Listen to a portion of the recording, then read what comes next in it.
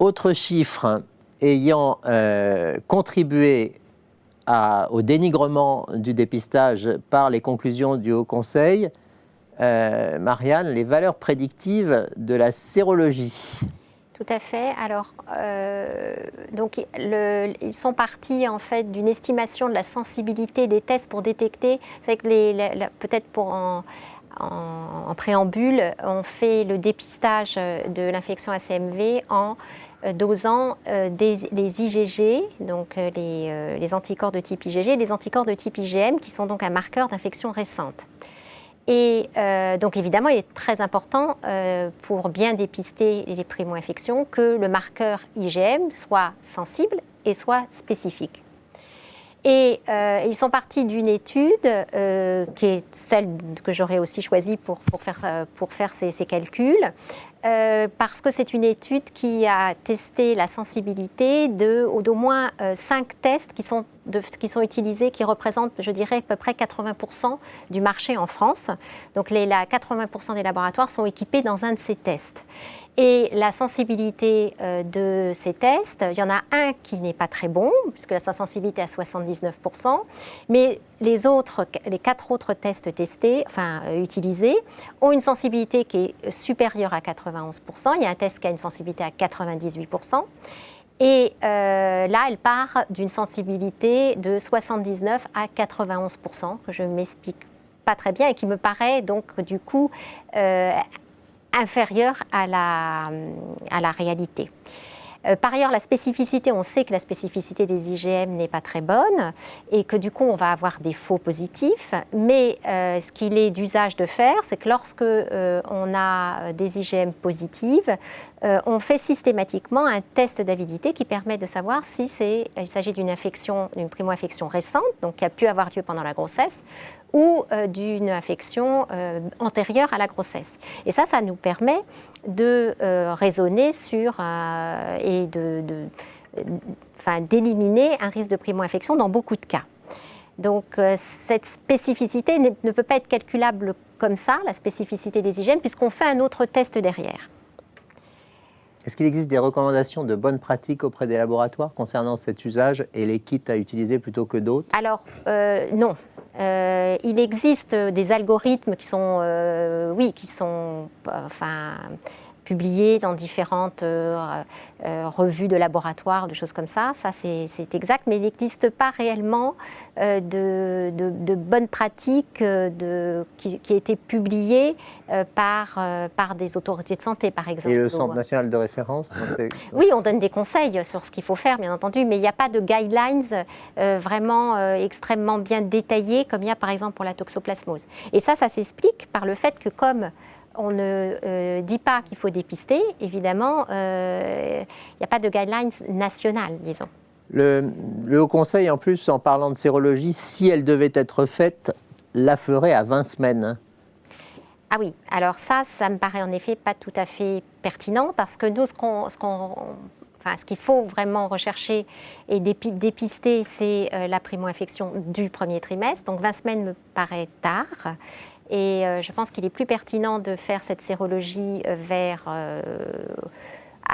à la fin du premier trimestre pour pouvoir dépister, identifier les primo-infections le plus tôt possible, au moment de cette période cruciale qu'est le premier trimestre.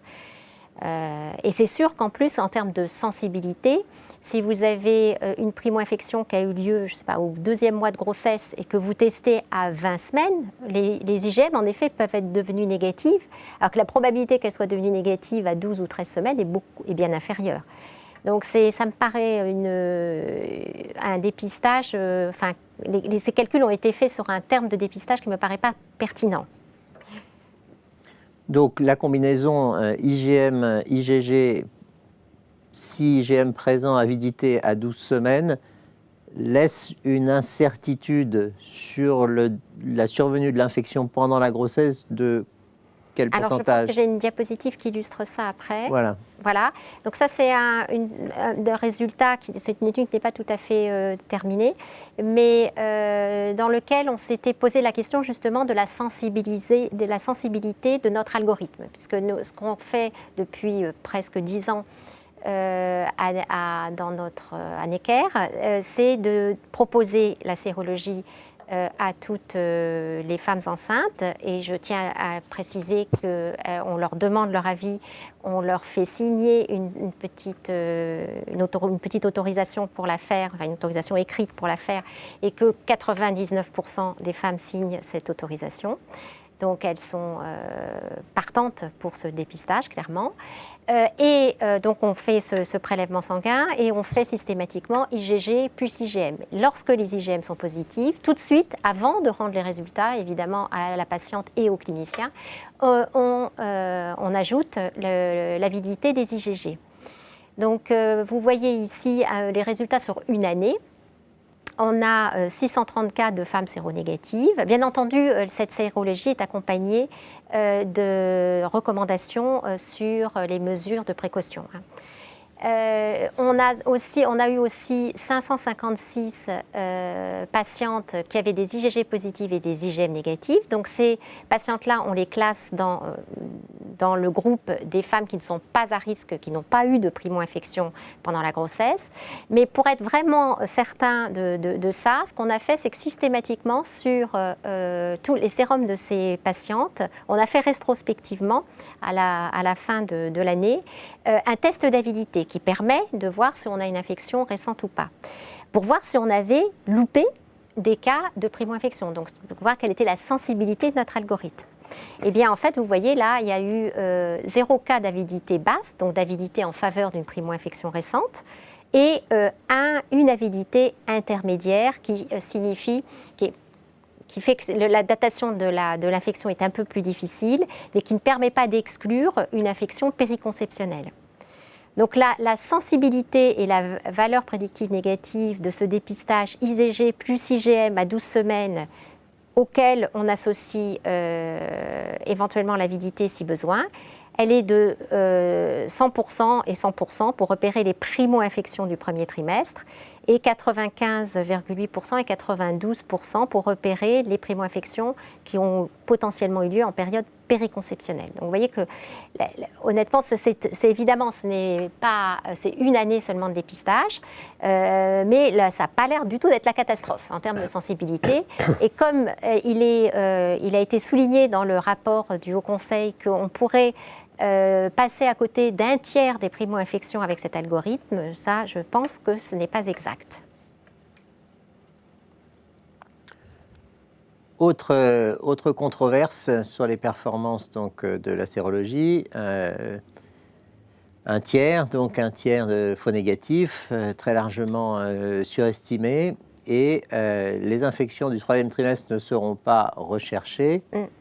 Donc le commentaire fait ici, aucune importance, du moins aucune importance, Jean-François, une infection du 2e et du 3e trimestre, elle peut affecter la croissance du bébé, il peut être symptomatique à la naissance. Quel type de symptômes et quelle gravité de tout ça?